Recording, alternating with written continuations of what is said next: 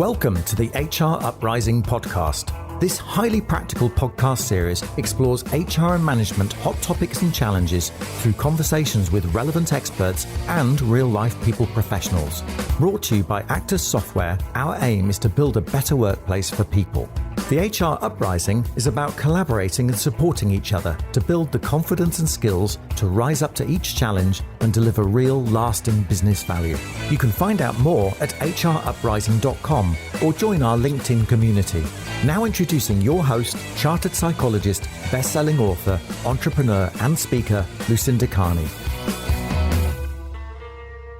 Hello and welcome to this, our flagship episode of the HR Uprising podcast. It's our 75th episode, and I felt that was a milestone worth celebrating, and I will be doing so with a very special guest that I'll introduce shortly.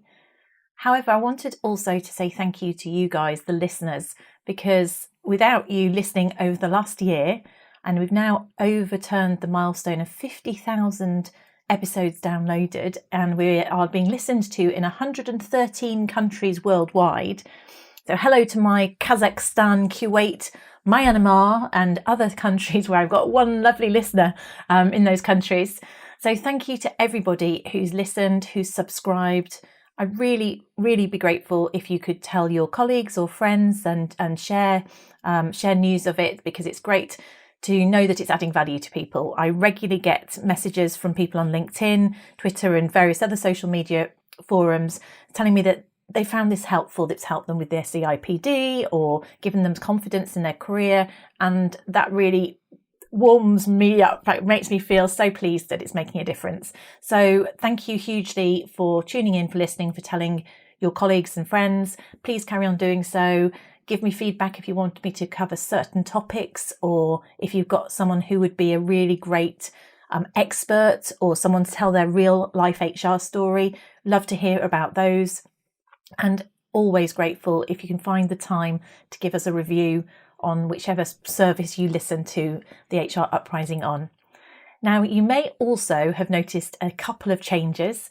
I decided that it was time to be brave and put my photo on the thumbnail.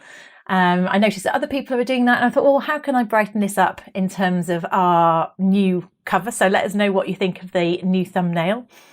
And thank you to Rafe and Sean for the pictures. And then I also I thought I'd change the introduction. So you may have noticed a new voice there. Thank you, Steve Ballum, for putting of Big Ant Video for doing me a new introduction. So a few changes, thought good to freshen things up. I hope you like them, let me know. And I also wanted to let you know of something else which I thought was exciting and hopefully, most importantly, useful to you as listeners. There will be, for the next 8 weeks, a series of additional podcasts. So we'll be putting out 2 podcasts a week. One obviously being our regular HR Uprising, following the themes that we've followed before, type podcast. But then also on a Wednesday for the next 8 weeks, I'm also going to do a series of podcasts aimed at managers. Now, I realise that lots of listeners are both managers and HR, so clearly it's relevant to both. But the reason I've done this is that I was aware that actually many HR professionals out there, particularly with the changing ways of working, are finding it challenging to support their line managers to the extent that you want to. You're often looking for resources that you can curate to make life easier for people, and just to give managers a bit of a guide as to how to work and get the best out of people in this hybrid working environment that we now find ourselves in and are likely to continue to find ourselves in. So each week we'll be taking a different aspect of people management using the PERFORM acronym, and we'll be running through something which is just less than half an hour, top tips around a certain aspect of people management. There's also a corresponding ebook that you can download for your managers, and I'll be doing other collateral, other content that you'll be able to download in terms of resources. Keep an eye out for those. We tend to put them on the episode show notes. So if you think that'd be useful, hopefully to yourselves, maybe you can alert some of your line managers to it, direct them at it. Obviously, on our back catalogue, there are episodes of the HR Uprising, regular episodes that are relevant to managers, but this series is aimed at them specifically. So that's my thank you to you, the audience, for listening in. I thought that might help you help your customers. I hope it does. And in the meantime, let's go on and listen to our 75th episode with my very special guest.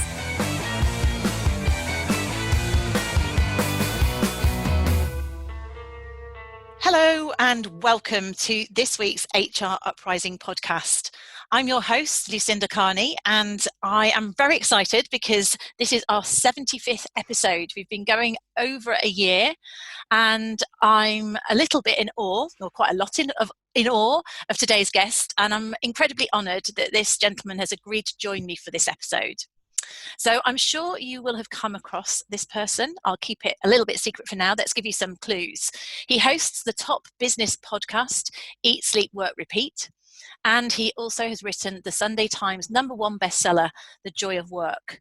And it's a fantastic book. It's on Audible and obviously all good bookshops. I've been listening to it in the run up to this episode. Now, Bruce Daisley is his name. He was also formerly VP of Twitter, running Twitter businesses all over Europe, Middle East and Africa, and only actually gave up his sort of professional work in that environment 5 months ago. Now he's a writer and consultant, published all over the place. Now, Bruce, you will have heard on various other podcasts, and also you can listen to his podcast, which is great and really relevant to HR Uprising audiences. So I'm sure some of you know it already.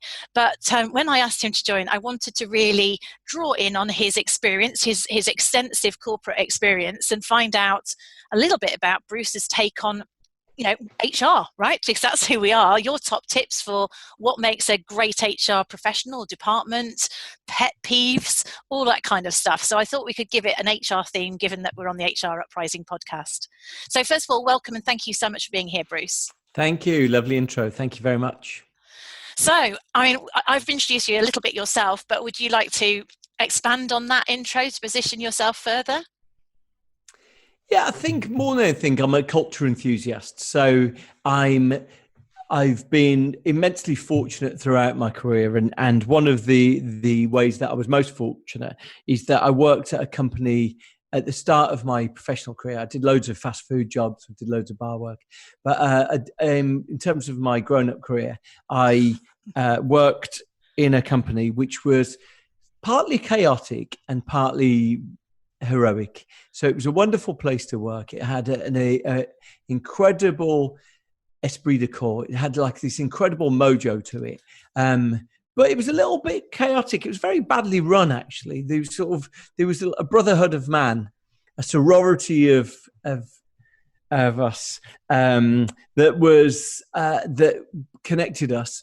But so it helped me form a number of perspectives. Really, it made me think, okay, when you work at a company that there's a good rapport between individuals, it's an incredible, fortunate gift, and that actually the bosses, for all what the books that you might see in the leadership section of W.H. Smith's, the bosses aren't normally responsible for some of the best parts of organisations, and it was like this. It was this empowering reminder for me that, we can create good workplaces ourselves, and that we can all be sort of part of it. And so, now latterly, and look, I was fortunate. So I carried this curiosity with work, and I worked at one wonderful British publishing and radio firm in the peak of its success. I worked at EMAP when it was publishing Heat magazine had just come out and was like this transformed the magazine industry, and then Grazia came out.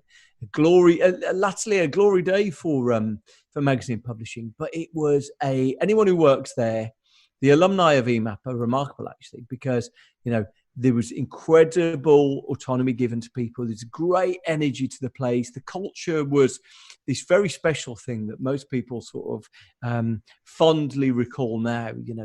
These people far and wide who worked at EMAP. And so I was fortunate with that. And then when I got the opportunity to go and work for Google, I was, I thought, wow, I've been lucky to work in good culture places that are innovative, chaotic places that have got good culture that keeps people together. And, Google and tech firms are often very good at marketing their culture and, and making the rest of us feel like, wow, that's they've got the... We need bean bags and pool tables Absolutely. to be great. They look like they're on electric, and we look like we're sort of, we're on a 3-bar heater. And so we look at them thinking, right, okay, they've got a culture sorted. And so as a consequence, when I got the opportunity to go work there, I thought, wow, here we go. I'm going to be in the matrix. And so, as a consequence, I just got a perspective on that. I was very fortunate that I was the most senior person for Twitter in Europe. So I was sort of able to build the culture for Twitter for good and for bad along the way. But I was responsible for that. And so, it was like these things helped me and made me enthusiastic for it. And it was when the culture was bad that I set about trying to become more of an expert in it and studying what's been written. And I guess, the truth about that is that I was studying academic stuff, but then trying to be a practitioner as well. The challenge often is that, we can find ourselves either in periods of study where we don't get a chance to do stuff. And I guess I was studying very much with a view that how could I apply these things to make people's jobs and employment better. So, so that's really me, really. So you're passionate about culture, and you've taken ownership of culture, even it sounds like in relatively junior roles right through to then being VP really senior roles. So you've sort of led culture. That's what you're saying. So have you, along the way, I mean, that's great because many organisations, you'd love it if the VPs were passionate about people. But there'll be people listening there who are in an HR role who may see that they are a custodian of culture and they don't have what you're talking about currently, or maybe they don't have leaders that are on side. Do you have an opinion? There's sort of two ways to that question. One is, what could an HR person do if they don't have support from the leadership in terms of a people-focused culture? And the flip side would be, maybe we'll go later into your experience of HR, good or bad, in the organisations that you've been in. Yeah. Look, I think HR is the most important function in an organization, and it without exception, it should always be a top table part. I used to sit next to my HR person, until like the vast majority of my time at Twitter, the person I chose to sit next to was HR. And she was formidable.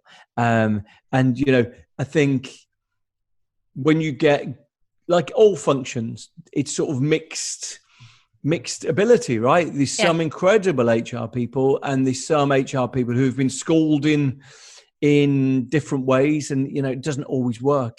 I found that HR for me was an important way to get a connection with the heartbeat of an organization, to understand when things, we've all been in presentations where everyone claps and everyone laughs at the right things and then leaves, and people look at each other and sort of shake their heads and oh my God, that was a shocker. And, how are we going to get through this? How are we going to get through this? And, for me, I loved the HR being a part of the organizations that helped you intuit what was going to be shocking and deal with it afterwards, So if you got it wrong, I think it was just for me, it was just such a vital way to understand how things work. And, look, you don't need to do a lot of research to look into human motivation. So, if you can get the intrinsic motivation right for human beings, the multiplier of the work that they do is extraordinary. It's like, if you can motivate people in the right ways, and obviously this is not always accepted. If someone has decided, and quite often people who've done MBAs believe that the secret of success is great strategy. And so what they end up doing is believing that, everything else is execution. Why have we got these people issues? Whereas I think anyone who's been an active participant in any good team, they will know that success isn't written by the top of the organization. It's created day by day in the interactions between individuals. Yeah. And look, of course, some organizations have got crazy, amazing product innovations that no one else has. But broadly, most people have got competitors where they try to differentiate their product as much as possible, but there's a near substitute for their product. And quite often, it's the human ingredient that we have that differentiates our product. And so, I always found that, look, let me be specific. At Twitter, we had, say if we were trying to get a celebrity to use Twitter, we're trying to get an X Factor judge to use Twitter, and they might have opportunities to use, at the time, probably Facebook or, Instagram or Snapchat or whatever. And we would know that part of it was that the platform would do a job for them. And part of it was they would trust and respect the person that we were sending into them. And of course, and it's almost impossible for any of us in any job, whether we're building relationships, whether we're doing negotiations, whether we're selling to someone, whether we're whatever we're doing, it's almost impossible for us to not have some degree of human interaction. And so our view, we just set ourselves the goal that the Twitter contact was going to be everyone's favorite contact. And the only way you can do that is if you have that runs like viscerally through the organization. I'll give you another example of it.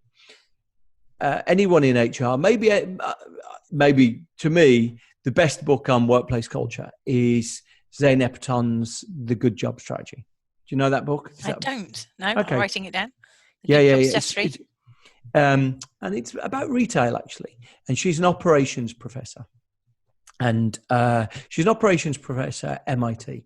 And what she discovered that the retail stores that give their workers, so these are supermarket workers, right, that give their workers the best working conditions are 50% more profitable per employee and significantly more revenue generating. And she goes in and she looks why. And there's some American stores. There's a store like Mercadona in Spain. There's stores all over. And what she does is she observes that they set about recognizing that, of course, they spend a lot of money on labor. So how can they, number one, make sure that the experience for that labor is a good one? And in some of her examples, I think I'm going to rough numbers here, but I think the employee turnover in retail can be up to 50%, 60%. And some of her benchmark companies had employee turnover that was around 2 or 3%, to the extent that when she first saw the numbers, she thought, oh, someone's missed a decimal point. And what they set about doing is they said, okay, a lot of retail right now asks workers to come in, or did before lockdown, ask workers to come in first thing and then lunch break and then evening rush. Horrible way to live your life, because you have 2 or 3 hours unpaid between those things where you can wander the streets. Yeah. And Mercadona and some of the other companies, they said, okay, well, what we'll do is we'll cross-train people so that they can provide value. So all the restocking will be done by our people in those breaks. And what you end up with, and the decisions they make, it's such a fascinating book. If anyone doesn't want to read the book, I did a wonderful podcast interview with her. I'll put the link on. Yeah. And it's the decisions you make. So for example, firms have to decide, retail is organized chaos. There's always chaos in retail, and it's the decisions you make that determine that. So for example, one of the decisions would be, how many products do you sell? Another, some firms have 400 pastas. Other firms, one of the decisions you make is that if a customer comes up and asks you, do you have Orangina? What happens next is a strategic decision. So some stores, it's part of their customer experience that the employee has to walk the customer to the shelf and show them. Others say it's aisle 3 on the left. Yeah, or it's a decision. It's a decision. And she said, the best organizations think about every one of those decisions and have a policy on it. And it's just really fascinating, because what you get as the end result is that the best organizations, they create culture really intentionally. And the end result is they're more profitable. They're not just recruiting all the time. The people who work there love the organizations. Such a brilliant book because, it's one of those books where you go, I know my organization isn't retail, but there's nothing that we can't all learn from that. So fascinating. So the point you're making really in terms of the supermarket approach, it was thinking about things from the employee's point of view rather than the business point of view, rather than that it's more convenient for us to shove you into these Absolutely. hours. It's actually think about you as a person, therefore making you feel valued. I suppose your engagement score would in principle be higher if we used that as the measure, but it's being employee experience focused as opposed to the other way around. And I think I'll come on to that later because of the new world of work that we're in with sort of hybrid working. I think is quite an interesting opportunity for us to be more people centric and change things up. But can I just go back to your VP at Twitter that you used to sit next to, and you referred to her as being formidable. If you were to sort of explain what that looks like and I'm assuming that was a compliment, as in she got things done, but you didn't mess with her. What is it that she did? What was her secret to success as you look in from an outside? If someone's thinking, what would I need to do to be seen as that kind of person? Yeah, I mean, the couple of things that I found when I studied organizations that made the best culture were positive affect, how people feel, like the mood of the heartbeat of the organization, and psychological safety. And my relationship with her was characterized with psychological safety, meaning specifically that if I did something wrong, she would immediately tell me what I'd done wrong. And there wasn't any sense that she needed to dress it in a certain way or present it in, hi, really good, but she'd go, you shouldn't have done that. So straight talking, candid. Absolutely. Yeah, absolutely. So you just trust someone when they're like that, don't you? Yeah, absolutely. And look, most people, if you say to them, who was their favorite ever boss? Normally our favorite ever boss spoke straight to us. Yeah. Like it's so common when I say to people, tell me about your favorite boss, they go, oh yeah. We had so much fun with her, but she told me straight, she gave me both barrels when I needed it. And because that psychological safety is a really critical component of us learning quicker. It's actually a feedback loop. Is like we do a better job when we learn things like that. So yeah, absolutely. That characterized my relationship with her. It was always, okay, what do we need to do? What do we need to change? Who do we need to change? And when you can speak honestly about those things, it's just makes it so much quicker. And then if you're on the board that you were at, was it a predominantly people focused board, or was it more kind of traditional where you guys were maybe the people oriented ones and there were people who were the numbers focused? And was it quite a diverse bunch of people, or would you say it was a particularly people oriented? I mean, look, the time I worked at Twitter, we were very metrics focused because the organization was on a path to profitability. It was trying to add users. It was trying to add customers, people using the app. And the organization was single-mindedly focused on making sure that we were building a business that would exist in perpetuity. So, it wasn't people at the expense of performance. It was like, we need to deliver. Yep. And, we just had a number of metrics that were very soft metrics. But, I mentioned before if there was a speaker at a conference, our objective was the Twitter person had to be the best person at the conference. And let me tell you, that honor doesn't come from hiring the best presenter. It comes from empowering someone to present something that they love presenting.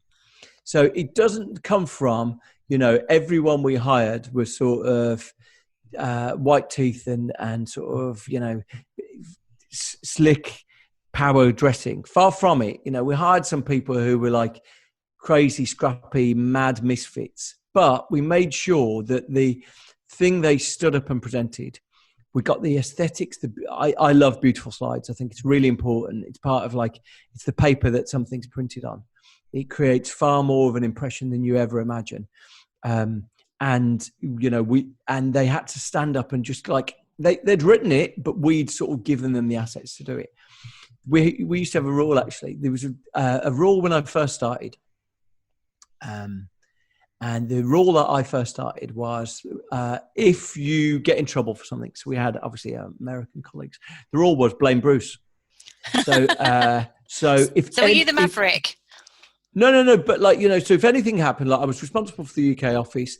But if our US colleagues in marketing or in policy or in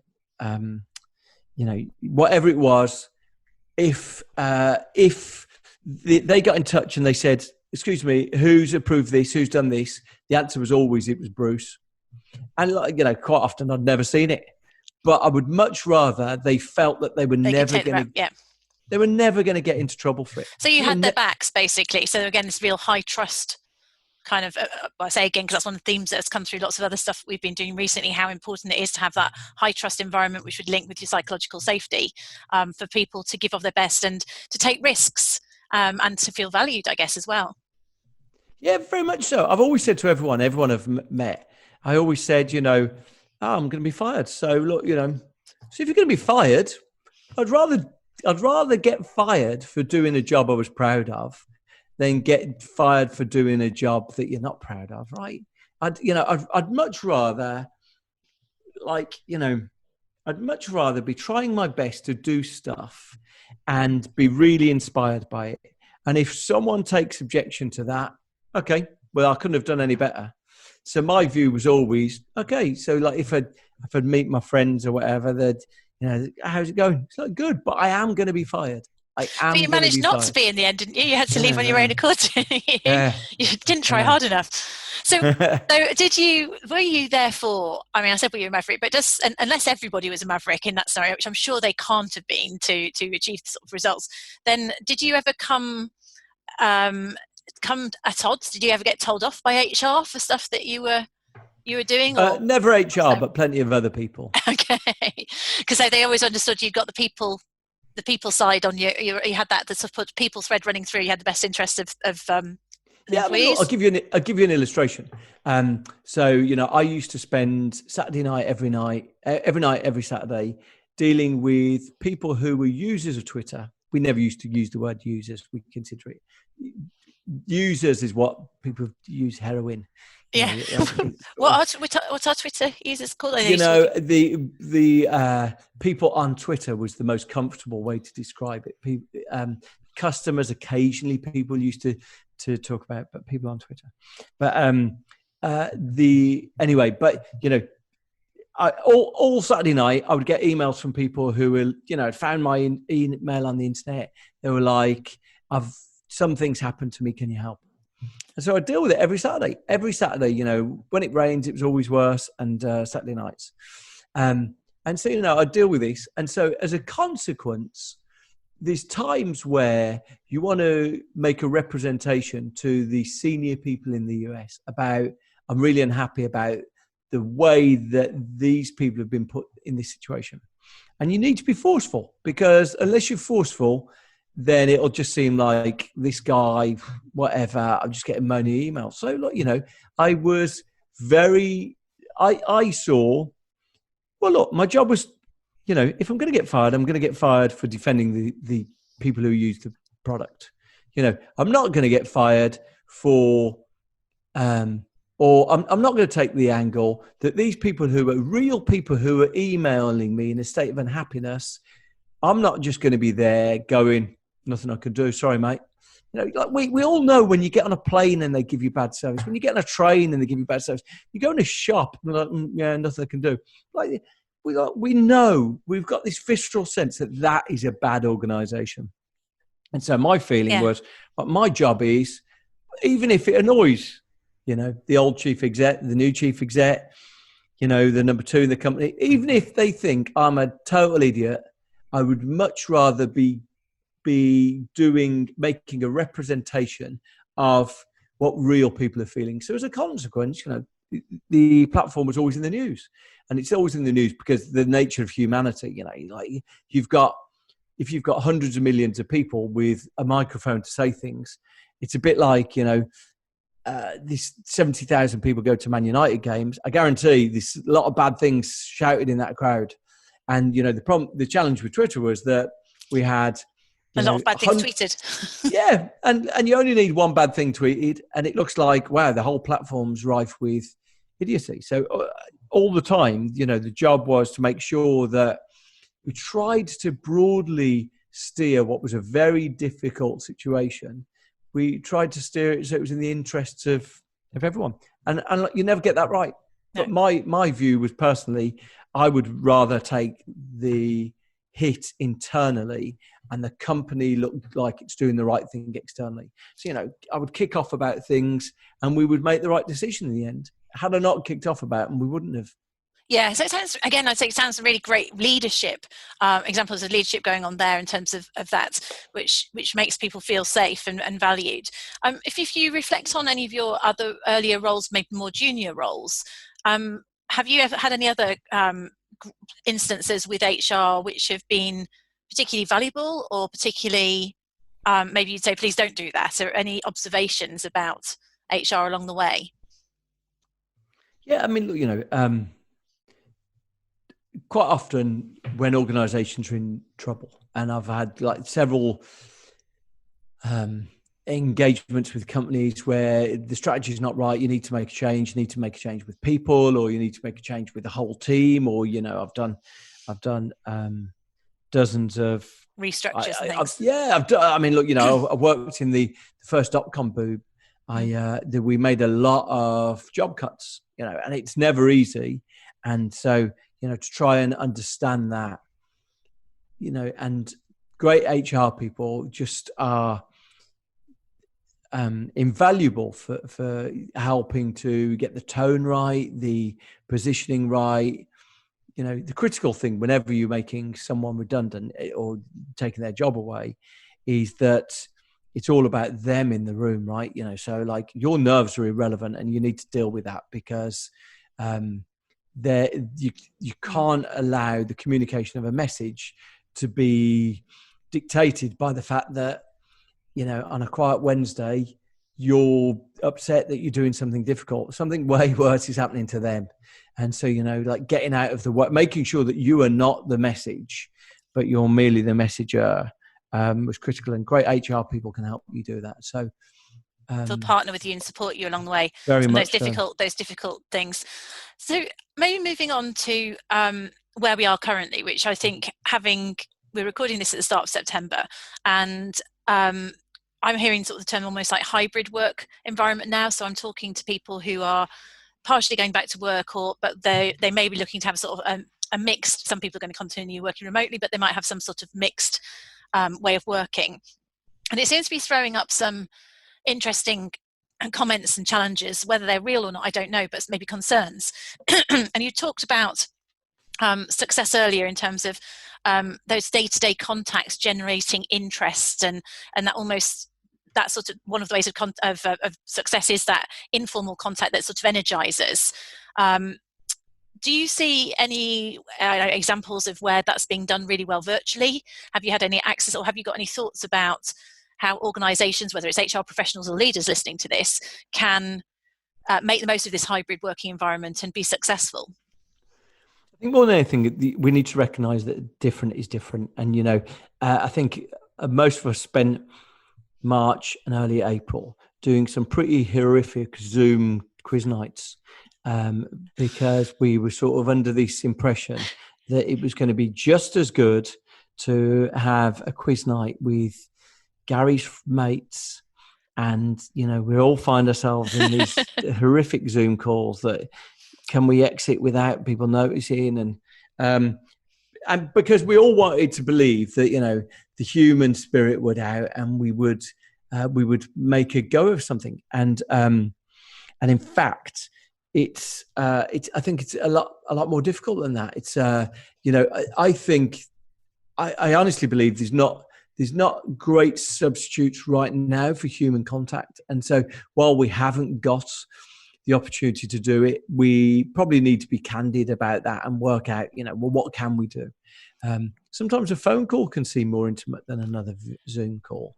And just, a experiment and a variety of that. I saw in the newspaper yesterday, property magnate Lord Alan Sugar did a big article in The Sun saying why people needed to get back to work. It's quite fun to look on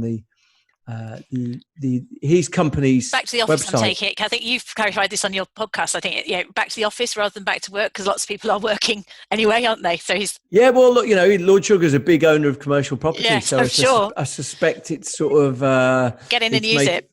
He's making a tidy hole in his pocket. Anyway, but he posted a photograph, a mocked up photograph of people in an office having a stand-up meeting, all there with their masks on. It looked horrific. I think, if you'd shown someone it in January as the future, people might have said, I don't want to live in that. But, like the idea that somehow we're going to get back to the thrill and buzz, the fizz of the office, Jeremy Hunt says. So, the idea we're going to get back to that, I think we've got to be candid about what we can do and what we can't do. And there's definitely going to be some benefits that we just aren't able to replicate right now. We're still in the middle of a pandemic. I think, it's okay to say that we're still working our way through these things. But I think, what people shouldn't be doing is thinking that somehow by summoning people back to the office that they can rebuild what we lost in February. Because, from all of the evidence, the biggest data I've seen is there's a nice report. I put it on my newsletter. There's a nice report.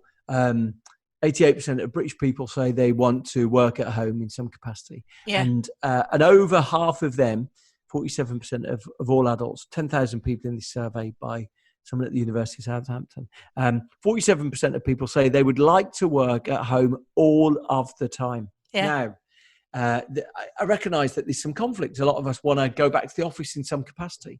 But if we believe that somehow we can summon people back to paying £50 a day to commute in every day and to eat in town every day, people are going to look at you and think, genuinely, I've come all the way into work today. I spent £45 getting here and I've not really chatted to anyone. And I know there are glorious days in the office. And I'm sitting in an open plan office and I can't concentrate. Exactly that. Yeah. Exactly that. The levels of frustration with open plan offices were colossal anyway.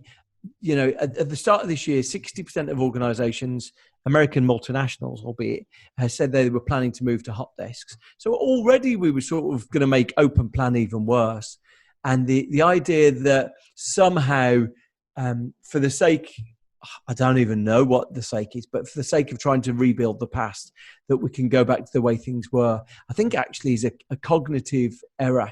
Anyone who's sitting there trying to work out the route to go back to the past, whether it's in politics or whether it's in tradition or whether it's in the office, it's a cognitive error. It's like, you're trying to do something that cannot be done. It's like, and also I think it's a misplaced, it's harking back to something that we thought was like Christmas of your youth kind of thing. Actually, it was pretty crap commuting in to London on a regular basis for many, many people, and all that lost time that they've actually got back to maybe work on their fitness or their family or any of those things. Why would you want to go back and switch that 5 days a week? I recognise a lot of us live with people we detest, but I don't think summoning people back to the office is a reason to resolve that. Yeah, or certainly not a big commute. I think that's that huge time waste when you think of the illogic, really, of people en masse sitting in trains going in. I'm mindful of the fact that there are businesses that are affected by that, but the quality of life that this has switched for many people, it doesn't seem to be logical to just try and rewind all of that. The interesting thing for me, my observation when I've been working with people through lockdown, and I think it's an affinity with your kind of ethos that comes through your book, and also one of the podcasts I heard you when you were talking about like the 4-day working week and just the whole general piece about being more people-centric. My observation was that the managers that did a great job during lockdown that were doing a great job largely because they actually focused on the person first. When we were in the office, it was easier to be transactional. You could see somebody, but that doesn't actually mean you were supporting them, coaching, giving them anything other than a passing, have you done? And because of that actual distance, maybe we've had to be more people centric in our approach as opposed to transactional. And I don't know whether you would agree with that or otherwise. And for me, I think that would be a good thing to keep. Yeah, I mean, absolutely. There's definitely a mixed economy of it. That some, yes, in some ways, bad in other ways. You know, people have said to me that actually they felt more intimately connected with their close team. You know, because like if you're in a sort of small video huddle where you all see each other's faces, albeit for smaller meetings, it's sometimes more intimate. You know, other people have said to me they just feel lost in a sea of you know, Zoom and their work as quickly, because there's so many people in meetings that the work has become cameras off. So you've just got these sort of, you know, legions of screens where people are sort of cameras off in different, and so, you know, these. I think we're going to find a far more differentiated set of company cultures going forwards than we've ever seen before. Well, that's an interesting one to close on, differentiated cultures. Okay, yeah. You know, like you look at Glassdoor. Yes. Let's have a look at like housing or, you know, packaged goods. So like people who make Fairy Liquid or, you know, Colgate toothpaste or, you know, Nestle chocolate or Terry's chocolate, whatever. Broadly, if you look at the Glassdoor for those organisations, they're very similar actually. You know, people sort of describe the sector as much as anything. And apart from the line manager lottery, where your direct manager has quite a bearing on your life, you know, the sector you're in sort of determines what it's like. And I think going forwards, that's going to be really different. Glassdoor reviews are going to say, wow, I spend 40 hours a week on video calls. I can't feel my legs. You know, sort of like I feel absolutely sort of ploughed down by this. And other people are going to say, wow, I've never been more inspired. I feel like an autonomous, empowered person where I feel like I've got a team who are my accomplices, but I'm getting a job done in a really nimble way. And like, you're going to get big differentiation. On my terms. Yeah, absolutely. So, you know, I think more than ever before, certainly it's going to be a buyer's market for employers for the next couple of years, no doubt. But I think as we go past that, we will get a real glimpse into the organisations who thought, okay, we give it the big one about employees being our main asset. But, you know, some firms will bend to the whim of bad bosses, and others will be like, okay, how do we give these people jetpacks? Yeah, I like it. Love it. So if you were to give a junior or aspiring HR professional going into a role, or anyone going into a leadership role, but maybe someone starting out at the bottom of an organisation who wants to be the next VP of their organisation, anything else that you'd say that is worth them thinking about as they give themselves the best chance of adding value, I guess, and progressing? Yeah, I mean, just practice candor, you know, and obviously the critical thing about candor is that some people can take it and some people can't. But I think, you know, you'll learn very quickly. But, you know, the opening question of, I wonder if, you know, I wonder if we can have a discussion about how that went. Yes. Know, or can I wonder, would you value any feedback? You know, you can get a pretty clear sense from how someone responds to that. So it takes a bit of courage, doesn't it, to stand up and actually be prepared to.